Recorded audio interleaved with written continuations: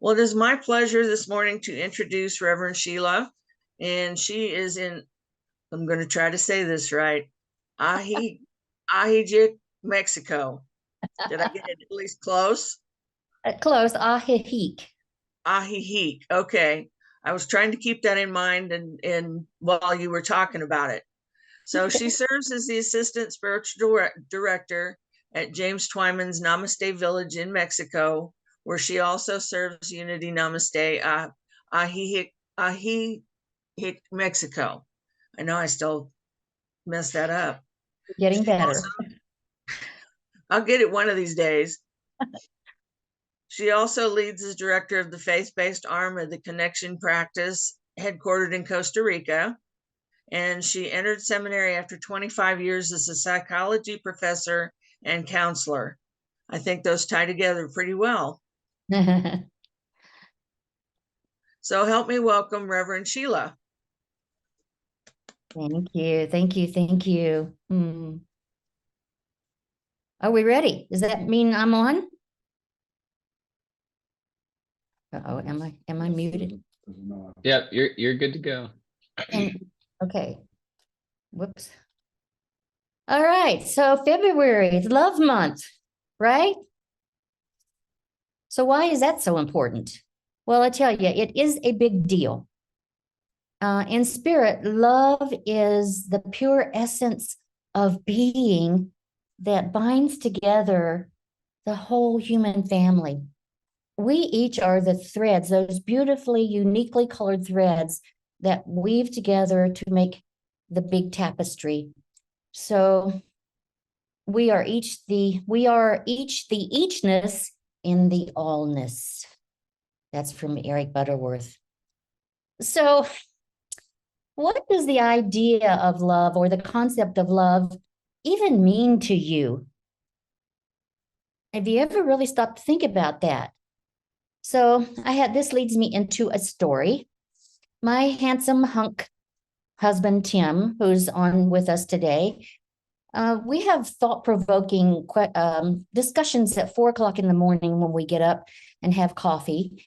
We just naturally arise at that time, and we talk about life and psychology and philosophy and politics and mainly spirituality. And there are often thoughts about what comes to us during the night that might be worthy of discussion, sometimes a dream. And one morning, I was planning to do one of James Twyman's morning session at Namaste Village here in Ajijic, Mexico. And that particular morning, Tim said this. He said, sometimes in the past, as I was falling asleep, I would wonder what it would feel like to be truly loved. Okay, me thinking this could be possible inspiration for my upcoming session, as often is the case, I said to him in utter frustration, I don't know what to do with this. And he said, there it is. There's your morning session. And I looked at him wide-eyed, incredulously, and thought about how his question about real love was his soul inviting him, rather insistently, to drop down from his intellectual head to his heart to find the true answer. You all know that place. Your own secret, sacred place where you commune with your higher self, or God, as Charles Fillmore called it, your headquarters. You all know that place. So back to the story. I continued. Love. I don't know what that is. I know you're all gasping, thinking this preacher chick is a sinner. Not evolved. Hasn't claimed Jesus ever as her Lord Savior. Well, you might not be saying that. She's going to hell. She doesn't have enough faith. Needs to put a little love in her heart. Just let God into her heart. Easy peasy, right? Just flip the coin. Just do it. You don't have to know what love means or what love is. You don't have to know what God is or what it means. You don't have to know what it means to you or what it means for you. Yet. And I don't know about you all, but since I was a young girl, I was tired of their pretentious, hypocritical attitude, platitudes, and cliches that people were throwing out there. It was like they were puffing up their chest and saying, I'm a Christian because I go to church every Sunday. And then they treat people like, well, you know what, all week long. And I was a young thing, and I'm maybe before in my teen years, maybe, and I'm just exasperated with that and frustrated with that. And they don't ever stop to think about what any of those platitudes or those flowery words mean. They don't slow down. And in terms of how they're living their life, how they're loving in their life, how they're being in their life. Y'all know that when I know. And to me, there's a lot of airy-fairy, woo-woo, fluff, spiritual bypassing going around. And there was a time, though, when I wanted that feel-good stuff. But the problem was it lasted, like if I would get it on Sunday, maybe the inspiration, I was motivated and feeling good. And then by Monday morning, it was gone and I would fall lower than before. And I would beat myself up. I would blame myself. Something's wrong with me. I would say, you just need to spend more money, which I didn't have, on another class. That's it. Maybe get a guru, a spiritual teacher, a new spiritual teacher. Maybe you're not praying enough. You're not meditating enough. More. You need more of that. It's your fault. I would say those things to myself. Is that helpful? I don't think so.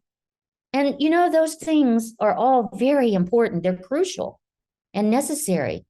But it's about more than positive thinking and prayer and meditation and affirmations and self-help books that offer rapid transformation. They fail us and although these things are essential, but when we seek expediency over deep spiritual work, it does not serve us well in the long run. It's not lasting. And I get so disillusioned still when I work hard, not as much as I used to, but there are times when it still comes when my hard work on my spiritual principles, I'm trying to evolve, trying desperately to evolve, work on my spiritual principles, and frustration abounds in my psyche. And an example, love. What does that mean? Some ideas, and some concepts are just beyond words, like love and joy. They're beyond description. You can't describe them or put words into what it is. It must be experienced by each and every one in your own way. And you know what that's like. It defies definitions and synonyms. And my struggle was in the how. How do I know it? And my conclusion, you can only know it by experiencing it. Okay, again, how do I do that? How do I experience it? Should be simple, easy. And is it? It is. But is it? I'm told it should be. So how do we get to the understanding of what love means at the ground level to us, for us in our lives, and how we live our lives, and how we are in our lives, and how we be in our lives? How do we get to that peace, that inner peace that we so yearn for? How do we get there? Our soul is always calling us toward transformation. And much of the frustration of us spiritual seekers, spiritual students, is due to being stuck at not achieving transformation, or at least as quickly as we want to, or in the way that we think we ought to. So you can tell if you're ready to enter the realm of transformation, the real work. You can tell the real transformation of heaven on earth in here by the degree of frustration that you're feeling. It's called divine discontent. And that divine discontent is a good thing because it motivates us to want to be more. And when you came into new thought, you were knocking on the door. So whether or not you enter into that realm of deep transformation is up to you. It's entirely an inside job. It can be done within the community, but it cannot be done by the community. So what if I were to suggest this? Maybe the answer is not necessarily even about love. Certainly not about seeking love. It's about our spiritual development. Coming to a recognition of our divine self, our divine essence, our essential nature.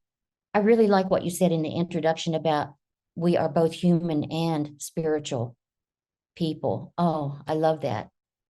So what about our divine self? It's often blurred by our day-to-day experiences of life on this earthly realm. So how do we bring the divine self to the forefront of our awareness? The divine self from our day-to-day awareness for a focus on the divine self.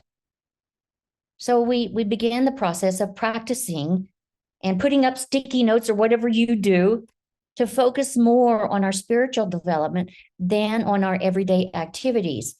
And when we are in everyday activities, we got to wash the dishes, right? In the midst of the everyday activities, focusing, developing a keen awareness. So we find opportunities and ways that we can dive deeper into you. Healing, okay, it's very often also about healing past wounds that trigger you. Because you know what? That takes your focus off your divine essential nature. You're so busy reacting to those triggered moments from those wounds that have not healed. And you thought they were, and then suddenly you get triggered. They take your focus off your divine essential nature. So, yes, it might mean counseling. And counseling is a good thing. It doesn't have to be scary.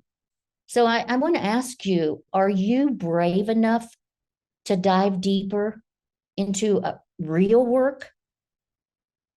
Bold enough? Are you courageous enough? The real work, which requires that we enter into ourselves and get uncomfortable. And we have to let go of a lot of things that we treasure.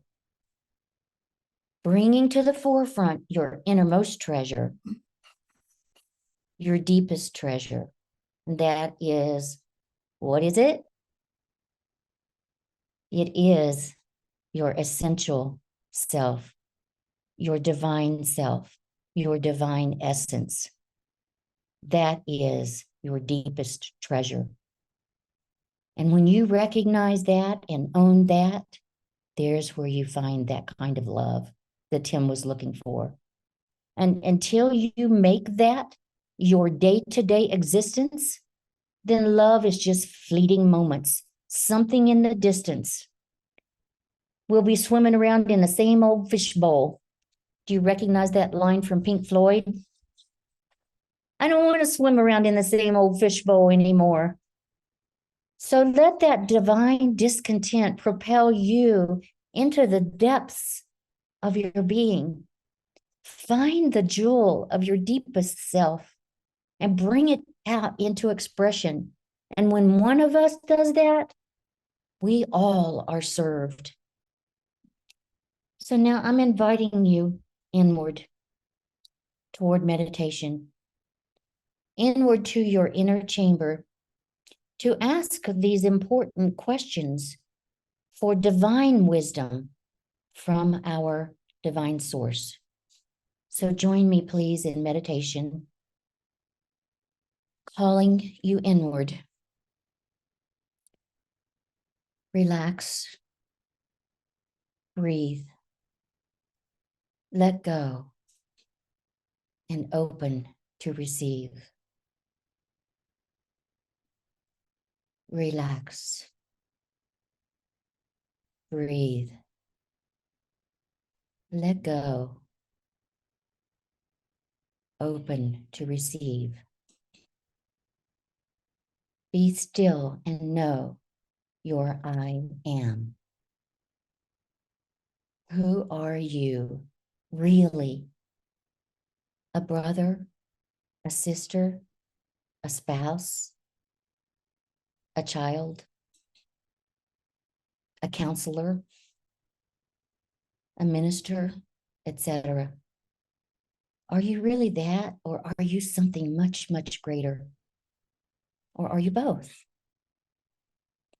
Focusing now on that something that is greater.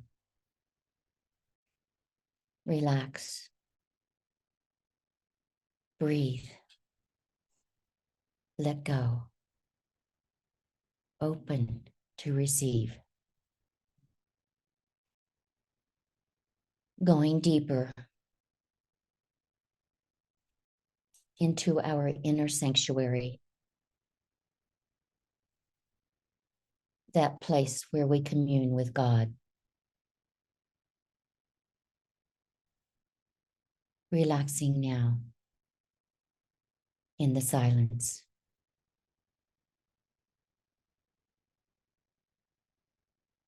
Deep breathing, but strong, intentional, from our heart center of divine love. We stir up the vibration of love, the unifying power and presence. Love is our nature. Wisdom is our guide. Awakened in divine love, I am a blessing and I am blessed.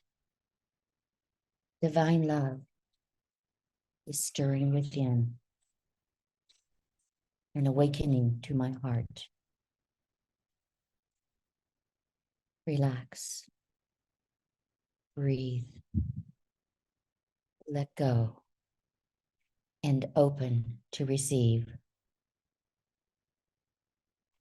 Be the I am. Ask yourself the question, what does love really mean? Be the I am. Ask, what does love really mean? Ask, what does love really mean?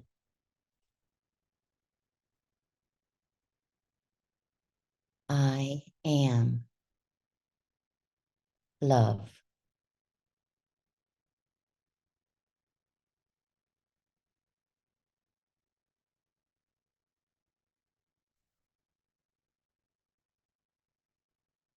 Let's just take a few minutes. Take the time you need to allow yourself to gently and tenderly return your consciousness to this current time and space. And as you feel ready, take the time you need to open your eyes.